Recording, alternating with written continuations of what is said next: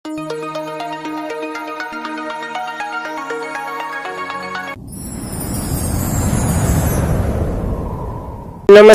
ગુજરાતના અધિકારી મિત્રો, આજે આપણે 20 જાન્યુઆરી 2026 નું મોસ્ટ ઇમ્પોર્ટન્ટ કરંટ અફેર એની સાથે સાથે જીકે અને જીએસ વિશે ચર્ચા કરવાના છે. તો ખાસ કરીને ચેનલ ઉપર નવા હોય તો અવશ્યથી સબસ્ક્રાઇબ કરી લેવી, વિડીયો પસંદ આવે લાઈક કરવો અને તમારા મિત્રો સુધી અવશ્યથી શેર કરી દેવો. તો ચલીએ આજના ઇમ્પોર્ટન્ટ ક્લાસની આપણે શુભ શરૂઆત કરી દઈએ. તો ભારત 2026માં બ્રિક્સ સમિટનું આયોજન કેટલામી વખત કરી રહ્યું છે? તો આ પ્રશ્ન પણ ઇમ્પોર્ટન્ટ બની રહ્યો છે. 100થી વખત આપણે આ ઇવેન્ટનું આયોજન કરી રહ્યું છે અને માસ્કોટ અને લોન્ચ વગેરે થયા છે. આ એનો લોગો છે, જેમાં આ બે પાંખિયા છે ને એ આમ નમસ્કારની સ્થિતિમાં એટલે કે આવકારે છે, અને આ ટાઈપનો આપણા તિરંગાથી મર્જ છે. આ માસ્કોટ એ થોડોક લાગતો વરગતો છે, તો ખાસ આ કલરોને બધી યાદ રાખવું. કમળની પાંખડીમાં રૂપાંતર કરેલું છે, જે બ્રિક્સ સમિટ ઇન્ડિયા 2026નું આયોજન કરવાનું છે ને 100થી વખત એ તો આપણે ઇમ્પોર્ટન્ટ ગણાય છે. તો ભારતે ઔપચારિક રીતે બ્રિક્સ 2026 પ્રેસિડેન્ટ અને સત્તાવાર લોગો અને વેબસાઇટ લોન્ચ કરી છે. આ ભારતનું નેતૃત્વની વર્ષની શરૂઆત છે. બ્રિક્સ 2026ની થીમની વાત કરીએ, સ્થિતિસ્થાપકતા, નવીનતા, સહકાર અને ટકાઉપણું માટે નિર્માણ. ખાસ થીમ પણ ઇમ્પોર્ટન્ટ છે, કારણ કે G20ની થીમ અટાણા સુધી પૂછાય છે. આનું તો હું નક્કી લેવું, કારણ કે દેશોના વૈશ્વિક પડકારોનો સામનો કરવા માટે સાથે આ કામ કરી રહ્યું છે. લોગોની વાત કરીએ, કમળના ફૂલથી પ્રેરિત છે, વિવિધતામાં એકતાનું પ્રતીક છે, અને તે બધા જ બ્રિક્સ સભ્ય દેશો છે ને એને ધ્વજના રંગોનો સમાવેશ કરેલો છે. તો આપણો એકનો નહીં, બધાના છે. 100થી વખત આપણે આયોજન કરી રહ્યા છે. 2012, 2016, 2021 અને 2026માં યોજી રહ્યા છે. તો ખાસ આ થીમ આપણા માટે બહુ ઇમ્પોર્ટન્ટ બની રહી છે, તો યાદ રાખવી. હવે બ્રિક્સ દેશોની વાત કરી લઈએ તો 2001માં બ્રાઝિલ, રશિયા, ભારત અને ચાઇના વગેરેએ એનું નિર્માણ કર્યું હતું, જ્યારે બ્રિક તરીકે ઓળખાતું હતું. 16 જૂન 2007માં પહેલી સમિટ 2009માં રશિયા ખાતે યોજાઈ હતી. 2010માં સાઉથ આફ્રિકામાં જોઈન્ટ થયું અને બ્રિક્સ નામ કમ્પ્લીટ થયું. 1 જાન્યુઆરી 2024ના 4 સભ્ય એડ થયા હતા, થવાના 100 હતા, પછી 4 થયા. યુએ, ઈરાન, ઇજિપ્ત અને ઇથોપિયા જોડાઈ ગયા. આર્જેન્ટિનાએ ના પાડી દીધી અને સાઉદી અરેબિયા કંઈ નક્કી જ ન લઈ શક્યું, એટલે આપણે કાઢી જ નાખ્યું. 2025માં 10મો સભ્ય ઇન્ડોનેશિયા બન્યું હતું. 2025માં યજમાન તો કે બ્રાઝિલે કરી હતી, અને 18મી જે આ બ્રાઝિલ બ્રિક્સની ઇવેન્ટ છે 2026માં એ યજમાન આપણે કરી રહ્યા છે. તો ખાસ ઇમ્પોર્ટન્ટ બની રહ્યું છે, તો યાદ રાખવું. હવે બ્રિક્સમાં 11 દેશો છે, જેમાં વાત કરીએ બ્રાઝિલ છે, રશિયા છે, ભારત છે, ચાઇના છે, દક્ષિણ આફ્રિકા છે, સાઉદી અરેબિયા છે, ઇજિપ્ત છે, સંયુક્ત આરબ અમીરાત છે, ઇથોપિયા છે, ઇન્ડોનેશિયા છે અને ઈરાક છે, ઈરાન છે. તો ખાસ આ ઇમ્પોર્ટન્ટ દેશો આપણને યાદ રહેવા જોઈએ. જે 10મો તો ઇન્ડોનેશિયા, ત્યારબાદ ઈરાને જોડાઈ ગયું છે. તો ટોટલ 11 મેમ્બર છે બ્રિક્સના. તો બધાય 11 દેશોનું જો આ કંઈક દર્શાવે છે આ કમળ, તો ખાસ આપણને મહત્વ ધરાવે છે, લોગો અને થીમ બંને. તો ખાસ યાદ રાખવું ઇમ્પોર્ટન્ટ બનશે આપણા માટે. ત્યારબાદ ભારત ઈરાનમાંથી નાગરિકોને બહાર કાઢવા માટે કયું ઓપરેશન ચલાવી રહ્યા છે? તો આ પણ ઇમ્પોર્ટન્ટ છે. ઓપરેશન સ્વદેશ શરૂ કર્યું છે. આની પહેલા ઓપરેશન સ્વદેશી શરૂ કર્યું હતું, સિંધુ શરૂ કર્યું હતું. હાલ ઓપરેશન સ્વદેશ છે. તો ઈરાનમાં ચાલી રહેલા જે હિંસક સરકાર વિરુદ્ધ વિરોધ પ્રદર્શન છે, તેના પરિસ્થિતિ વચ્ચે ભારતના ફસાયેલા ભારતીયોને સુરક્ષિત બહાર કાઢવા માટે ઓપરેશન સ્વદેશી શરૂ કર્યું. હવે ઈરાનમાં શું ચાલી રહ્યું છે? તો દેશે તાજેતરમાં જ વર્ષોમાં સૌથી ખરાબ આંતરિક કટોકટીનો સામનો કરી રહ્યું છે. સંકટમાંથી પ્રસાર થઈ રહ્યું છે, જેમાં મોટા પાયે વિરોધ પ્રદર્શન થઈ રહ્યા છે લોકો દ્વારા, જેની સરકાર છે ને એના સામું. આર્થિક ભંગાણ, વધતા જતા વિદેશી દબાણ દ્વારા વર્ગીકૃત થયેલ તે સ્થાનિક અને અસંતોષ ભૂગર્ભ એટલે કે ભૂરાજ્ય નીતિની પરિવર્તન છે. તો ખાસ ઇમ્પોર્ટન્ટ ધરાવે છે. તો આપણે ઈરાન વિશે પણ ચર્ચા કરી લઈએ. કેપિટલ તહેરાન છે, સત્તાવાર ભાષા ફારસી છે ત્યાંની, અને પ્રમુખ મસદુન પ્રેઝિકિયાન છે. તો ખાસ આ બેઝિક માહિતી પણ ઈરાનની યાદ રાખવી. નકર તો ઓપરેશન સ્વદેશી પ્રશ્ન આવશે, તો એ પણ યાદ રાખવો. ત્યારબાદ કયા રાજ્યના કાકીનાડા ખાતે વિશ્વનો સૌથી મોટો ગ્રીન એમોનિયા પ્રોજેક્ટ બનશે? એટલે આની ધારણા છે. તો આંધ્રપ્રદેશના કાકીનાડામાં બની રહ્યો છે. વિશ્વનો સૌથી મોટો છે, તો આપણને ઇમ્પોર્ટન્ટ ગણાય. આંધ્રપ્રદેશના કાકીનાડા ખાતે વિશ્વનો સૌથી મોટો ગ્રીન એમોનિયા પ્રોજેક્ટ આયોજન કરવા માટે તૈયાર છે, જે ભારતની સ્વદેશી ઉર્જા સંક્રમણ માટે મોટો વેગ બનશે. આ એમ ગ્રીન દ્વારા વિકસાવવામાં આવી રહ્યો છે. આ એક કંપની છે, એનું નામ છે. અને આ પ્રોજેક્ટ 10 બિલિયનનું રોકાણ સામેલ છે, જેનો ઉદ્દેશ્ય ભારતમાં ગ્રીન એમોનિયા એટલે કે વૈશ્વિક નિકાસ તરીકે સ્થાન આપવામાં આવશે. સાથે સાથે આબોહવાના લક્ષ્ય, ઉર્જાની સુરક્ષા વગેરેને ટેકો મળશે. આની ક્ષમતા 1.5 મિલિયન ટન હશે. તો ખાસ એ પણ યાદ રાખવું. હવે આના 2 પોઈન્ટ ઇમ્પોર્ટન્ટ છે એમોનિયા વચ્ચે છે. ભારતમાં રાષ્ટ્રીય ગ્રીન હાઇડ્રોજન મિશન, જે 2030 સુધીમાં આપણું લક્ષ્ય છે 5 મિલિયન ટન હાઇડ્રોજન ઉત્પાદન કરવાનું, ગ્રીન હાઇડ્રોજન છે, તો એ પણ યાદ રાખવું. આંધ્રપ્રદેશના વિશાખાપટ્ટનમમાં દેશનો પ્રથમ સૌર હાઇડ્રોજન હબનો શિલાન્યાસ થયો હતો. તો આ ત્રણેય મહત્વના પ્રશ્ન છે. તો તમને 2 રિવાઇઝ કરી દીધા, એક પૂછી લીધો, તો ત્રણેય આપણને યાદ રાખવા. ત્યારબાદ તાજેતરમાં જ આજે કયા project Indian green billions council gold rating આપવામાં આવ્યો છે? તો કયા પ્રોજેક્ટને આ ગોલ્ડ રેટિંગ મળ્યો છે? તો મુંબઈ સાબરમતી જે બુલેટ ટ્રેનનો આપણો પ્રોજેક્ટ છે ને, એને ગોલ્ડ રેટિંગ મળ્યો છે. ખાલી એટલું જ યાદ રાખવાનું છે. તો Gujarat Sabarmati high speed rail જે મલ્ટી મોડલ હબ ને ઇન્ડિયન ગ્રીન બિલિયન્સ કાઉન્સિલ દ્વારા ગોલ્ડ રેટિંગ આપવામાં આવ્યો. અને ભારતની હાઈ સ્પીડ રેલ ક્ષેત્રમાં ટકાઉ માળખાગત વિકાસનું એક મહત્વપૂર્ણ સીમાચિહ્ન છે. આ ભારત પ્રથમ બુલેટ ટ્રેન પ્રોજેક્ટ છે, આની સાથે સંકળાયેલો છે. અને આ ઇમારતોને પ્રતિષ્ઠિત IGBC ગ્રીન સર્ટિફિકેટ પ્રાપ્ત થયું છે. જેને આપણે વિકસ્યું છે, હું નામ આપ્યું ગોલ્ડ રેટિંગ. અને IGBC જે ભારતની અગ્રણીય ગ્રીન બિલ્ડિંગ સર્ટિફિકેટ સંસ્થા છે, જે ટકાઉ ગ્રીનનો ખ્યાલ, ટકાઉને એટલે તકનીકોને પ્રોત્સાહન અને વર્લ્ડ ગ્રીન બિલિયન્સ કાઉન્સિલની સ્થાપનાનો સભ્ય છે. ભારત પ્રથમ બુલેટ ટ્રેન પ્રોજેક્ટ સાથે સંકળાયેલો પ્રથમ ઇમારત અને જે પ્રતિષ્ઠિત IGBC સર્ટિફિકેટ પ્રાપ્ત કરનાર દેશ બન્યો છે. તો ઇમ્પોર્ટન્ટ ધરાવે છે. અને આ વગેરે મુંબઈથી અમદાવાદ વચ્ચે બુલેટ ટ્રેનનો પ્રોજેક્ટ છે, જે અમલીકરણ છે, ઘણો ખ્યારો છે, 508 કિલોમીટર ધરાવે છે. તો એ પણ આપણને યાદ રાખવો ઇમ્પોર્ટન્ટ છે. ત્યારબાદ ભારત અને કયા દેશની નવી દિલ્હીમાં આતંકવાદ વિરુદ્ધ 16મી આસિયાન સંરક્ષણ મંત્રીઓની બેઠક છે, એમાં સહઅધ્યક્ષતા કરી છે? તો ભારત અને મલેશિયા બેએ આમાં સહઅધ્યક્ષતા કરી છે. ઇમ્પોર્ટન્ટ બેઠક બને છે, કારણ કે આપણા દેશમાં યોજાય.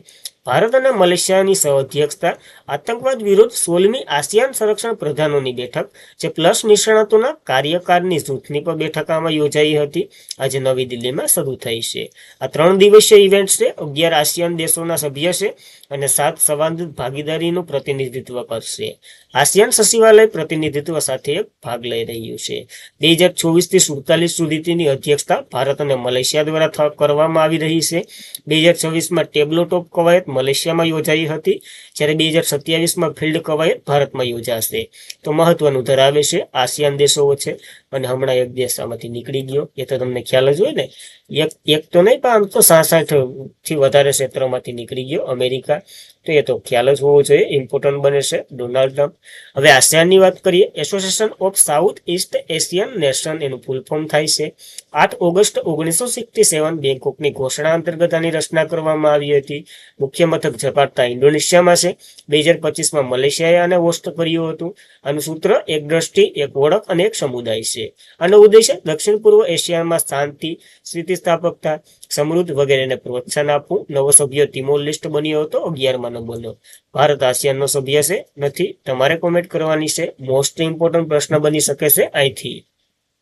ત્યારબાદ કરણ 5 અને વૃંદાવન જે કયા પ્રાણીઓની જાતિ તાજેતરમાં જ ભારતીય કૃષિ સંશોધન પરિષદ દ્વારા સત્તાવાર નોંધણી આપવામાં આવી છે? તો ગાય જોઈએ, અને આપણે ગાય તરફ જ જવાનું છે. અને ગાય હાસુઈ છે. તો જર્સી અને જે હરિયાણી છે ને, એ બંનેને મિક્સ કરી એને એક નવી રસી બનાવી, અથવા તો નવું કૃત્રિમ વિધાન જેવું કર્યું છે. તો ઉપજ આવતી કૃત્રિમ ગાયોની જાતિ સ્વદેશી જાતિ કરતાં પણ બમણી દૂધ આપશે અને ભારતીય આબોહવાને અનુકૂળ રહેશે. કરણ 5ની વાત કરીએ. આનો વિકાસ રાષ્ટ્રીય ડેરી સંશોધન સંસ્થા છે, એના દ્વારા કરવામાં આવ્યો છે, હરિયાણા દ્વારા. જે પિતૃ નસની વાત કરીએ તો દેશી થરપાકર ગાય અને હોસ્ટન ફ્રીઝલ બળદના ક્રોસના મુખ્ય આ લક્ષણો છે. એક સ્તનપાન દરમિયાન તે સરેરાશ એટલે કે લીટરની વાત કરેલી છે 3550 કિલો દૂધ મળી આવે છે. આમાંથી 300 દિવસમાં આશરે આ જાતિ છે ને, એની વાત કરેલી છે. વૃંદાવનની ગાયની વાત કરીએ તો એનો વિકાસ ભારતીય પશુ ચિકિત્સા સંશોધન સંસ્થા છે ને, બરેલી ઉત્તર પ્રદેશ, એના દ્વારા થયો છે. મૂળ જાતિની વાત કરીએ તો હેસ્ટન, આ મૂળ જાતિનો યાદ રાખો તો યાદ છે. આ બધી કે ને તો કે જે બહુ પ્રોફેશનલ પ્રોફેશનલ અથવા તો આ ફિલ્ડની તૈયારી કરતા હોય ને એના માટે છે. મુખ્ય લક્ષણોમાં તો 3000 થી 3500 આને દૂધ મળશે.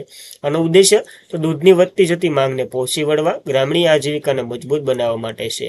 આપણને ખબર હોવું જોઈએ, હમણાં તાજેતરના જ રિપોર્ટ અંતર્ગત ભારત દૂધમાં પહેલા ક્રમે છે, તો એ પ્રશ્ન પણ અહીંથી બની શકે, તો યાદ રાખવું. ત્યારબાદ મહિલા ઉદ્યોગ સાહસિકને પ્રોત્સાહન આપવા માટે કયા રાજ્ય સરકારે ગૃહલક્ષ્મી ડિજિટલ માર્કેટ પોર્ટલ શરૂ કર્યું છે? કોણે? કર્ણાટકે શરૂ કર્યું છે. અહીંથી શું થાય તો કે મહિલાઓ પોતાના માર્કેટ ઓનલાઈન માર્કેટ વગેરે ડિજિટલ માર્કેટમાં પ્રવેશશે અને અહીંયાથી માલ વેચાશે.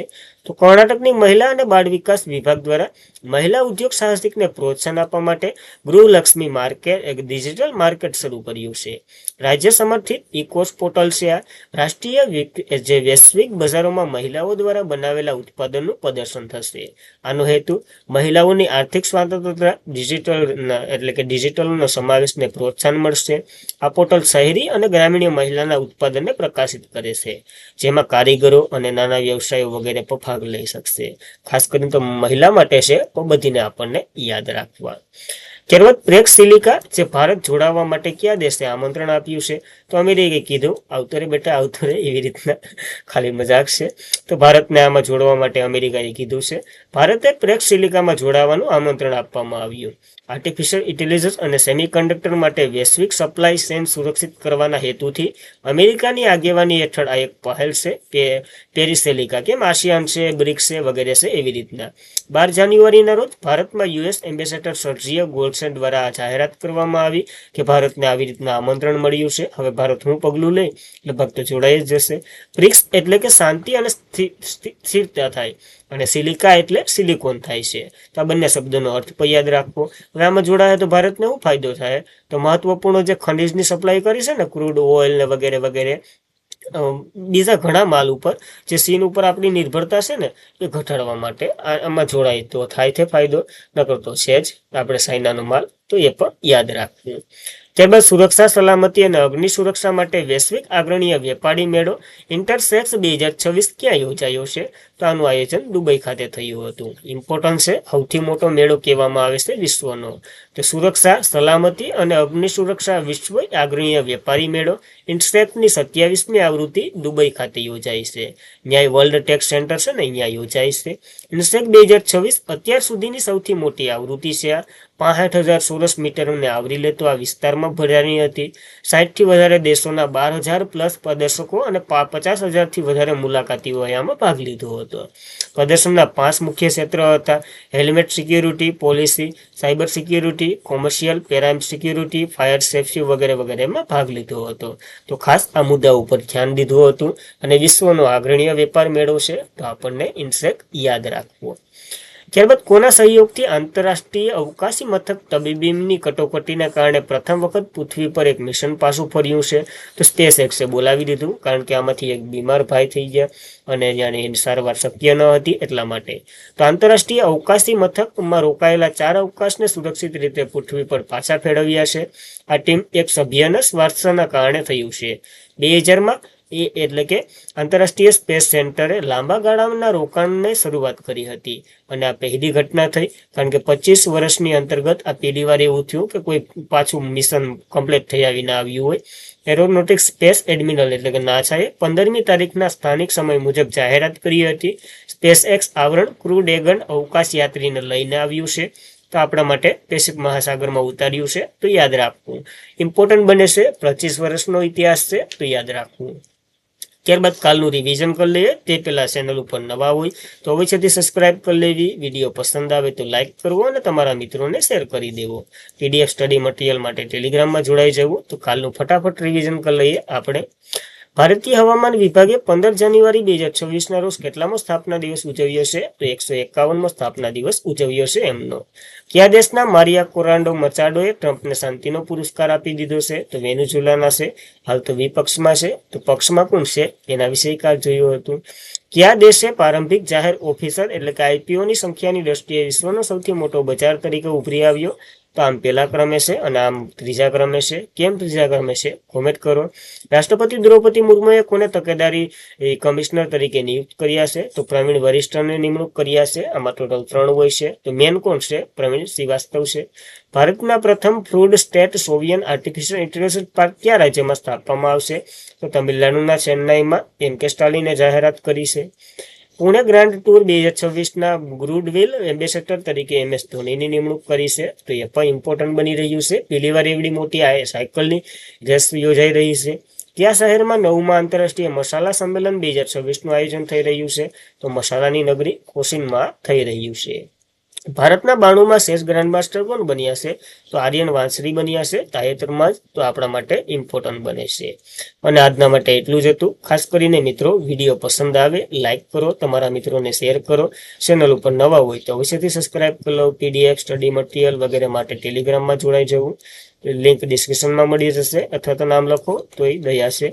અને બહુ ખાસ મહેનત બહુ લાગે છે, તો તમારો સપોર્ટ વધુમાં વધુ આપો એવી આશા સાથે અહીંયા સમાપ્ત કરી દઈએ. તમારો દિવસ શુભ રહે. જય હિન્દ, જય ભારત.